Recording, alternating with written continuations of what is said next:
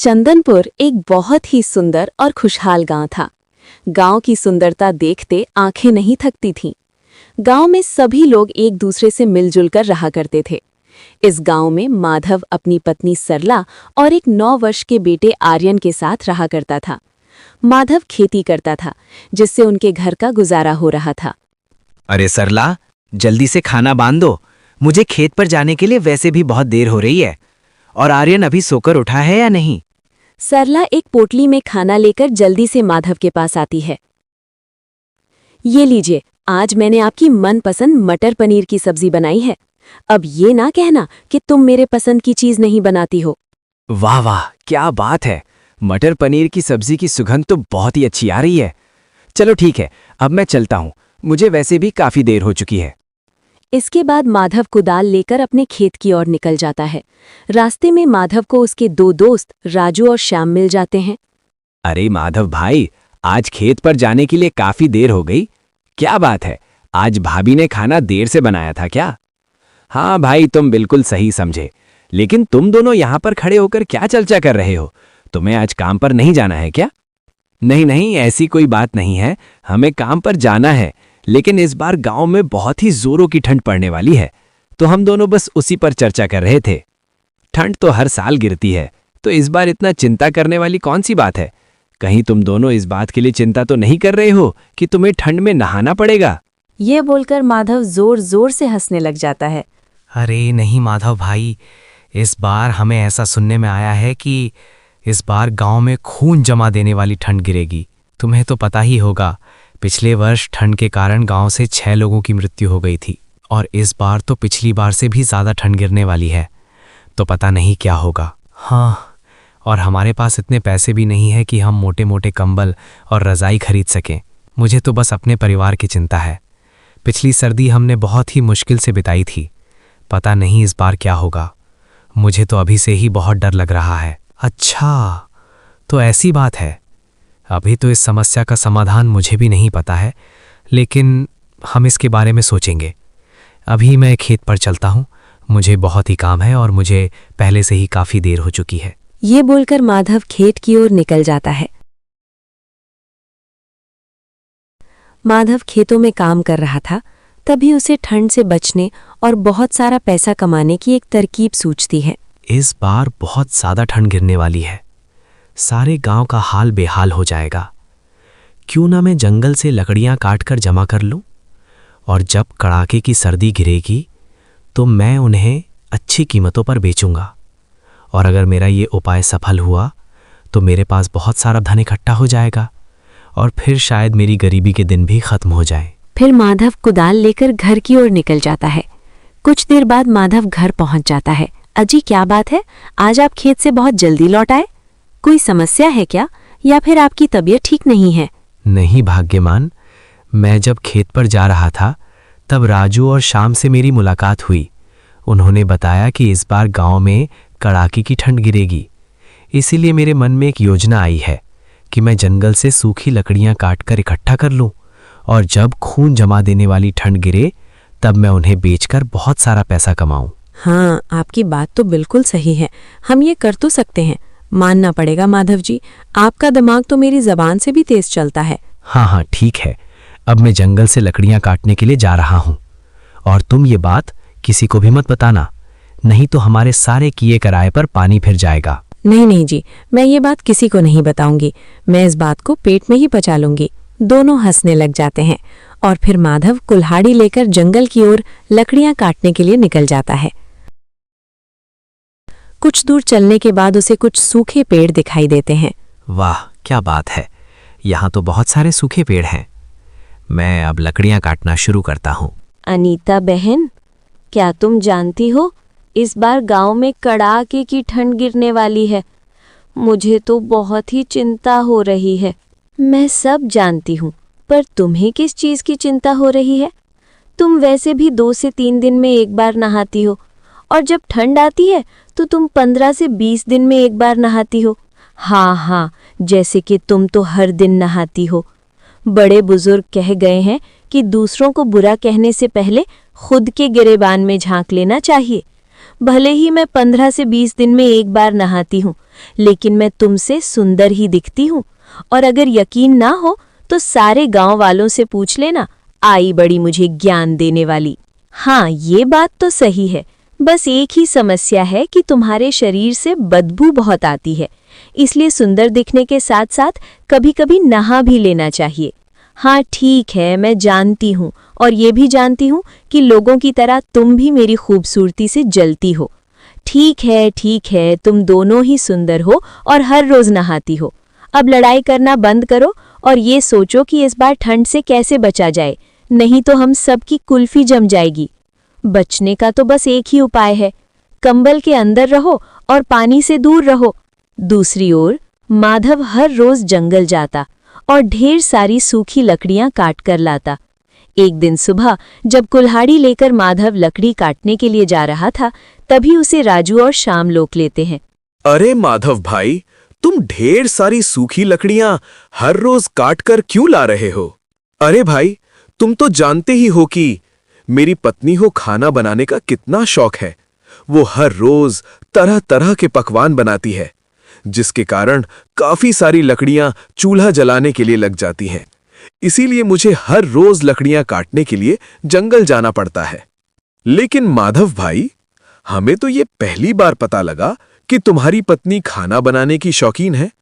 हमने पहले ऐसा कभी नहीं सुना है।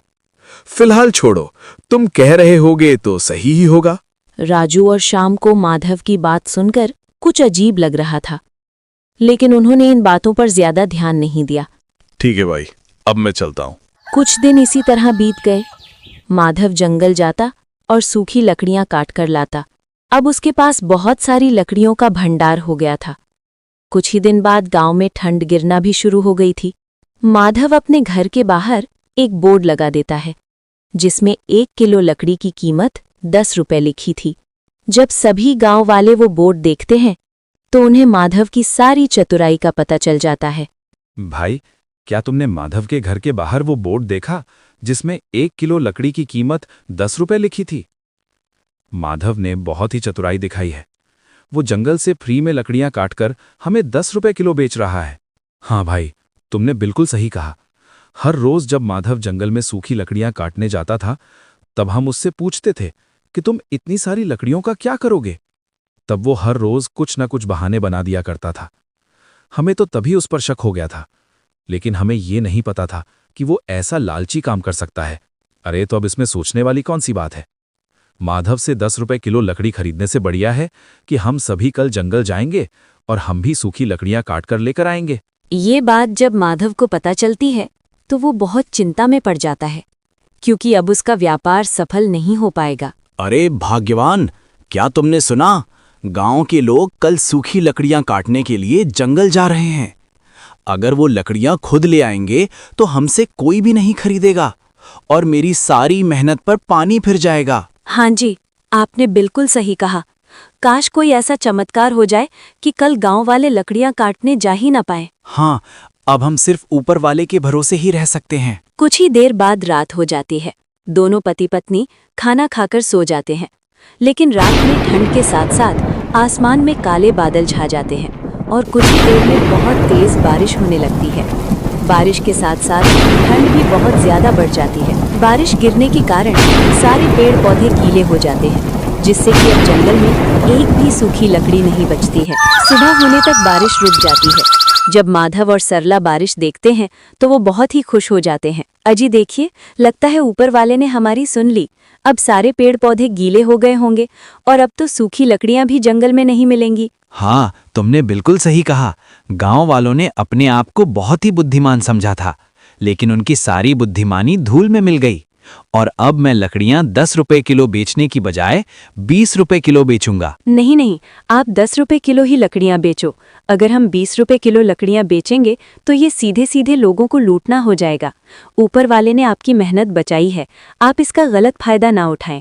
मेरी आपसे विनती है कि आप लकड़ियों का दाम मत बढ़ाइए। मैं लकड़ियों का दाम 10 रुपए किलो ही रखता, लेकिन गांव वालों ने अपनी चतुराई दिखाकर अच्छा नहीं किया। और रात को जो बारिश हुई है वो ऊपर वाले का संदेश था कि गांव वालों को सबक सिखाया जाए। इसीलिए मुझे तुम्हारी राय की कोई जरूरत नहीं है। मैं लकड़ियां 20 रुपए किलो ही बेचूंगा। अपने पति की ये बात सुनकर सरला को बहुत ही दुख होता है। माधव अपने घर के बाहर लगे बोर्ड को बदल देता है और उसमें 20 रुपए किलो लकड़ियों का दाम लिख देता है। ये देख गांव वालों को बहुत ही गुस्सा आता है, लेकिन वो मजबूर थे। देख रही हो सुमन बहन, गांव में कितनी ज्यादा ठंड पड़ रही है। हमारे पास तो थोड़ी सी ही लकड़ियां हैं, हम इसे ही जलाकर ठंड से बचने की कोशिश कर रहे हैं। हाँ, तुमने बिल्कुल सही कहा आरती बहन, हमारे पास तो बिल्कुल भी लकड़ियां नहीं हैं, इसलिए हम तुम्हारे घर आग तापने आए हैं। क्या तुम्हें पता है, जब ठंड की शुरुआत हुई थी तब माधव ने दाम 10 रुपए रखा था, लेकिन अब उसने 20 रुपए कर दिया है। वो सरासर लोगों की मजबूरी का फायदा उठा रहा है। तुम्हारी बात बिल्कुल सही है राजू भाई। हमने जंगल जाने का सोचा था, लेकिन बारिश ने सब कुछ बदल कर रख दिया। ऐसा लगता है कि ईश्वर भी माधव के ही साथ है। अब हमें अगर ठंड से जान बचानी है तो माधव से ही लकड़ियां खरीदनी पड़ेंगी। फिर सभी गांव वाले लाचार और मजबूर होकर माधव से ही लकड़ियां खरीदते हैं। दूसरी ओर माधव का व्यापार बहुत ही अच्छा चल रहा था।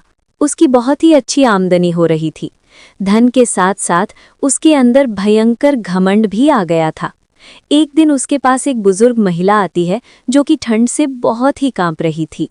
बेटा, मुझे बहुत तेज ठंड लग रही है, दया करके मुझे थोड़ी सी लकड़ियां दे दो, मगर मेरे पास तुम्हें देने के लिए पैसे नहीं हैं। माफ करिएगा माँ जी, मैंने खून पसीना एक करके ये लकड़ियां जमा की हैं, इसीलिए मैं ये लकड़ियां आपको मुफ्त में नहीं दे सकता। अगर आपके पास पैसा है तो लकड़ियां ले जाइए, वरना आप यहाँ से जा सकती हैं। नहीं नहीं बेटा, ऐसा मत कहो, मुझे बहुत तेज ठंड लगी है। अगर तुम मुझे लकड़ियां नहीं दोगे तो शायद इस ठंड में मैं जिंदा नहीं बच पाऊंगी। दया करके थोड़ी सी लकड़ियां दे दो, ऊपर वाला तुम्हें हमेशा खुश रखेगा। अरे माँ जी, ऊपर वाले ने मुझे पहले से ही बहुत खुश रखा है। मुझे आपकी मुफ्त की दुआओं की कोई ज़रूरत नहीं है। मैं आपको मुफ्त में लकड़ियां नहीं दूंगा। आप मेरा समय बर्बाद ना करें, यहाँ से चली जाइए।